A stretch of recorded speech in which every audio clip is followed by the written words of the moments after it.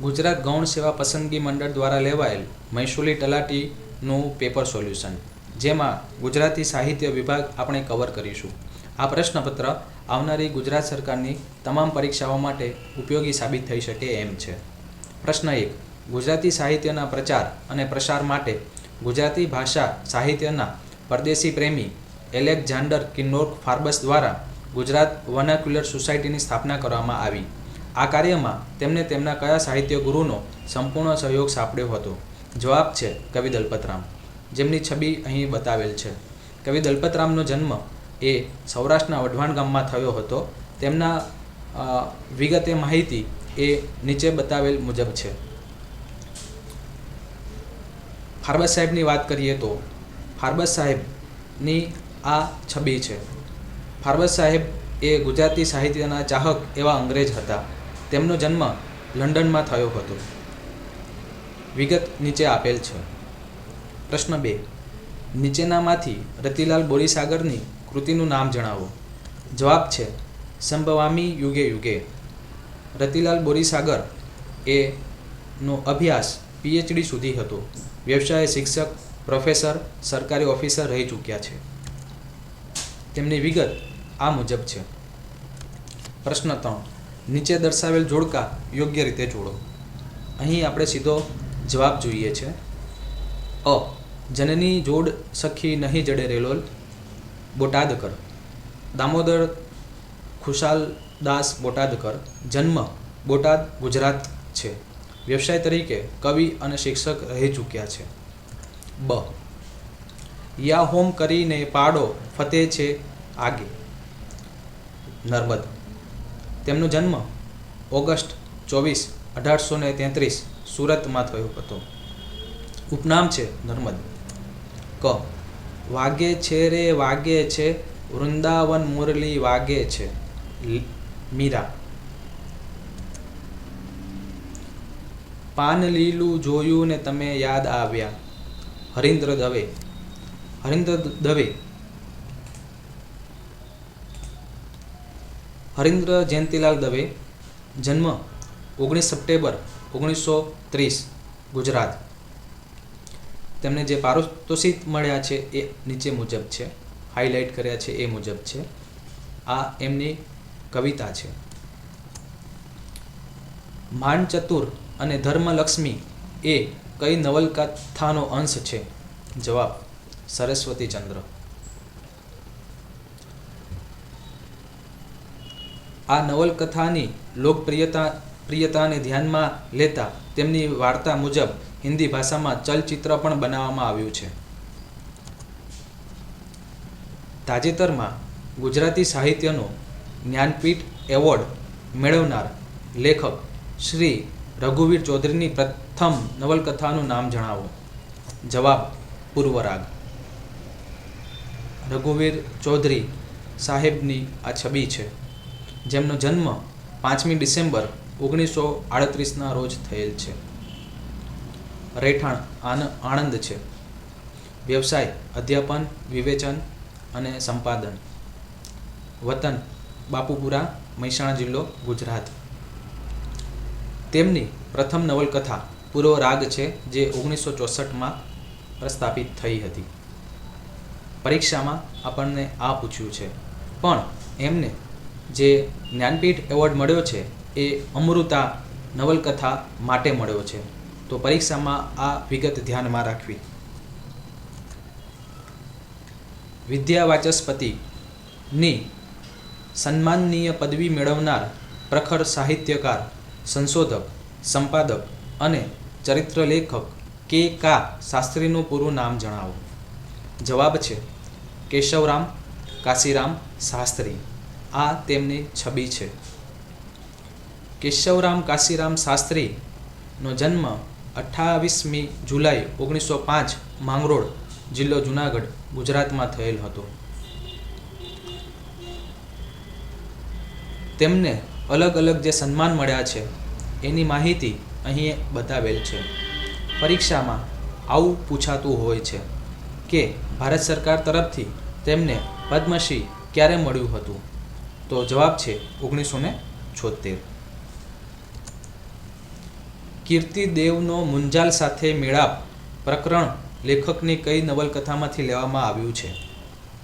જવાબ છે ગુજરાતનો નાથ. લેખક છે ક.મા. મુનશી એટલે કે કનૈયાલાલ મુનશી. કનૈયાલાલ મુનશીનો જન્મ 30મી ડિસેમ્બર 1887ના રોજ ભરૂચમાં થયો હતો. વ્યવસાય તરીકે વકીલાત અને સાહિત્યકાર હતા. તેમના જીવનકાળની વાત કરીએ તો 1904માં ભરૂચમાં મફત પુસ્તકાલયની સ્થાપના કરી હતી. હોમ રૂલ લીગના મંત્રી રહી ચૂક્યા હતા 1915થી 1920 દરમિયાન. 1922માં ગુજરાત માસિકનું પ્રકાશન. 1930માં ભારતીય રાષ્ટ્રીય કોંગ્રેસમાં પ્રવેશ. 1933માં કોંગ્રેસના બંધારણનું ઘડતર. 1948માં સોમનાથ મંદિરનો જીર્ણોદ્ધાર. 1948માં ભારતનું બંધારણ ઘડવા રચાયેલી સમિતિમાં તેઓ સભ્ય હતા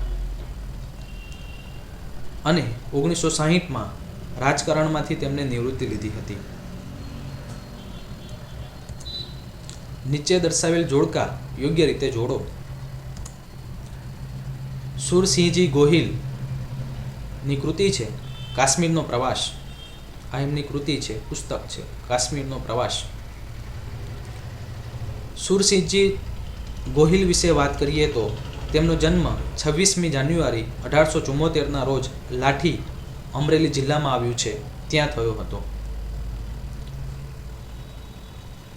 નોંધપાત્ર રચનાઓ છે તેમની તો કલાપીનો કેકરાવ, કલાપીનો કાવ્ય કલાપ વગેરે. કાશ્મીરનો પ્રવાસ જેની આપણે વાત કરીએ છીએ.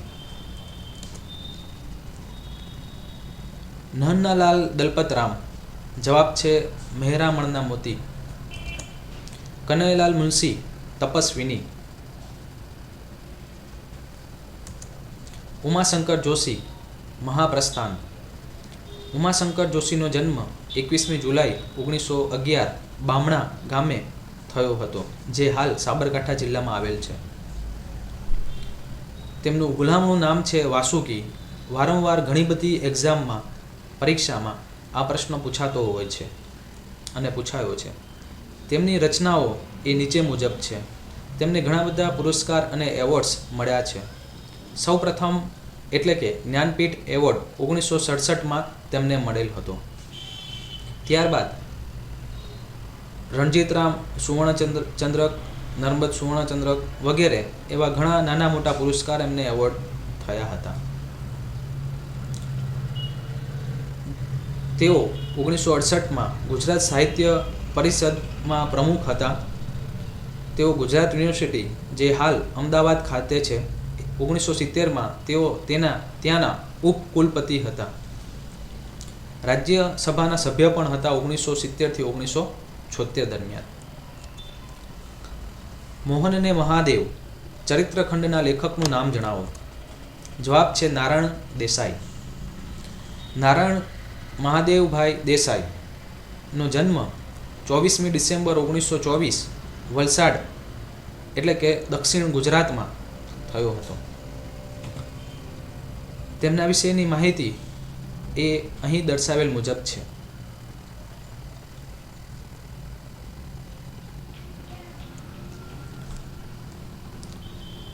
અવનવીન ભાવ, ભાષા અને શૈલી, ઉચ્ચ ભાવના અને આદર્શો સાથે કવિ નન્નાલાલના કાવ્યો પ્રગટ્યા અને ગુજરાતી પ્રજાનું ચિત્ત હરી બેઠા.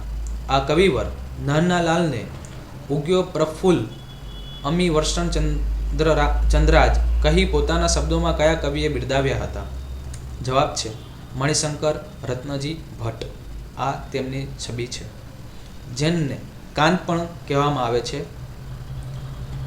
તેમના વિશે માહિતી અહીં દર્શાવેલ છે જે વિકિપીડિયામાંથી આપણે લીધી છે.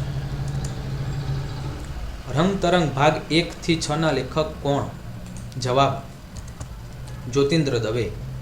આ તેમની છબી છે. તેમનો જન્મ 21મી ઓક્ટોબર 1901 સુરત ખાતે થયેલો હતો. તેમના વિશેની વિગતે માહિતી અહીં આપેલ છે. મુખ્ય રચનાઓમાં રંગ તરંગ ભાગ 1 થી 6, જેની આપણે અત્યારે ચર્ચા કરી રહ્યા છીએ. આ બધી જ સઘળી માહિતી વિકિપીડિયા અને www.gujaratsahityparisad.com માંથી લીધેલ છે. આવનારી પોલીસ ભરતીની પરીક્ષા માટે ચોક્કસથી સબસ્ક્રાઈબ થાઓ. તે સિવાય જીપીએસસી, યુપીએસસી, ગુજરાત ગૌણ સેવા પસંદગી, ક્લાર્ક, બિન સચિવાલય ક્લાર્ક વગેરે, ટેટ, ટાટ, એચટાટ એટલે કે શિક્ષક યોગ્યતા કસોટી માટેનું તમામ material, SSC, RRB, SBI, IBPS એટલે કે બેંક, આ બધી જ પરીક્ષા માટેનું તમામ પ્રકારનું સાહિત્ય તમને અમારા યુટ્યુબ ચેનલમાંથી મળી રહેશે. જો તમને કોઈ સ્પેસિફિક મટીરિયલ જોતું હોય તો તમે અમને મેલ કરી શકો છો. અમારું મેલ આઈડી નોંધી લો, icangetjob@gmail.com. ધન્યવાદ.